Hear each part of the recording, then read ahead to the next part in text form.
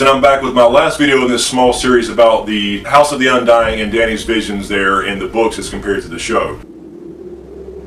And the last video we talked about the third set of visions that I had called the title vision. So in this section is the last set of visions that I just refer to as quick visions. These are the visions that happened right before she left the House of the Undying, and Drogon actually killed the Undying by burning them as they started to reach out for her. These are essentially all just memories really fast, but I think there's a little piece of prophecy in there as well. So the first vision, this last set, goes like this. Shadows whirled and danced inside a tent, boneless and terrible. I think this is pretty self-explanatory. This is referring back to Mira Mazdur doing the blood magic sacrifice in order to save Drogo, where she actually saw the shadows and stuff dancing in the tent. So I think that's just pretty much a straight up memory. The next one reads, a little girl ran barefoot toward a big house with a red door. And again, this goes back to a memory of her house with the red door when she lived apparently in Braavos with Sir Willem Derry. But again, this brings up the question, how did she live in Braavos in a small house? I know she describes it as a big house, but a small house compared to a mansion, which would have been the Sea Lord's palace that she potentially lived in. And it could be that simple, but it just kind of feeds the R plus L equals D theory. And it's just throwing us back to some of this stuff about Dany's past that we're really not sure of, because again, Braavos doesn't lend itself to a place where you can run barefooted through grass. And the next one comes immediately after that, saying, Mira Mazdur shrieked in the flames, a dragon bursting from her brow. Again, I think this is just referring back to when she burnt the witch, and this actually contributed to the dragons being born. That's really all this was, a quick memory of her blood sacrifice.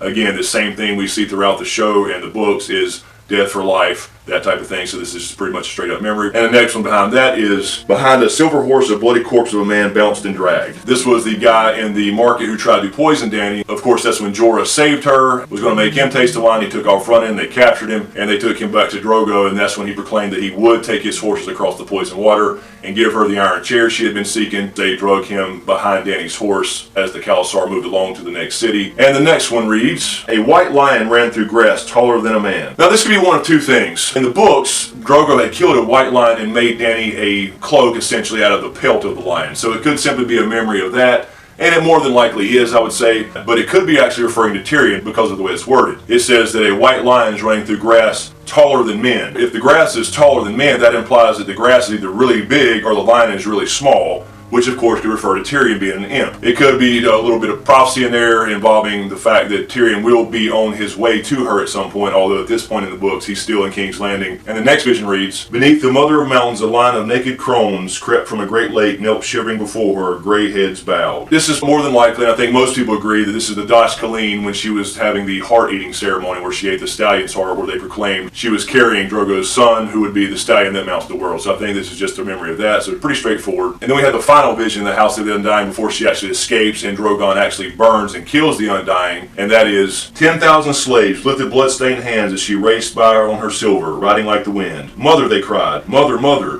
They were reaching for her, touching her, tugging at her cloak, the hem of her skirt, her foot, her leg, her breast.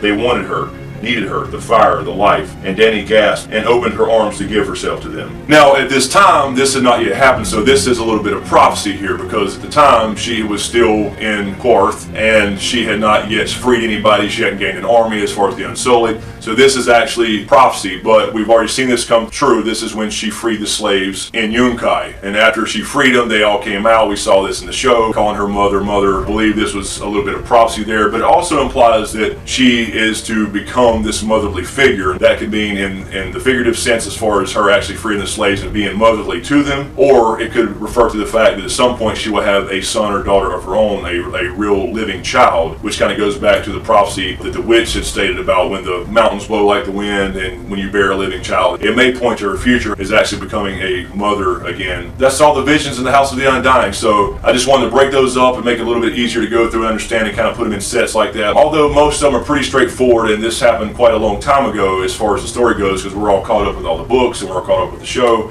I still think it's important to kind of throw this in there to kind of see her past and what potential we could pull from some of these visions and alternate meanings and that type of thing. So hope you enjoyed that. Let me know what you think in the comments. Don't forget to subscribe to get everything. I appreciate it, you guys. I'm up to almost 1,000 subscribers already and over 100,000 views. I'm growing a lot faster than ever anticipated, so I really appreciate each and every one of you. I'm trying to still reply to everybody's comments, but of course that's getting harder and harder, so sometimes I would just click like if it's something that I really need to add something to, because there's a lot of people out there that know a lot about Ice and Fire as It's a lot of good, cool discussion. My next video will probably be a Game of Thrones Q&A, but in the meantime, you can click here for the R plus L equals J Jon Snow Azor Ahai video that I did quite a while back, but it's very relevant to this set of videos as far as the House of the Undying. And also click here for the R plus L equals D theory that I talk about. It's not my theory, but again, it's an older theory that's kind of gaining some traction online, but it is relevant to this stuff in Dany's past. So thanks again, you guys. Thanks for watching, and we'll see you next time.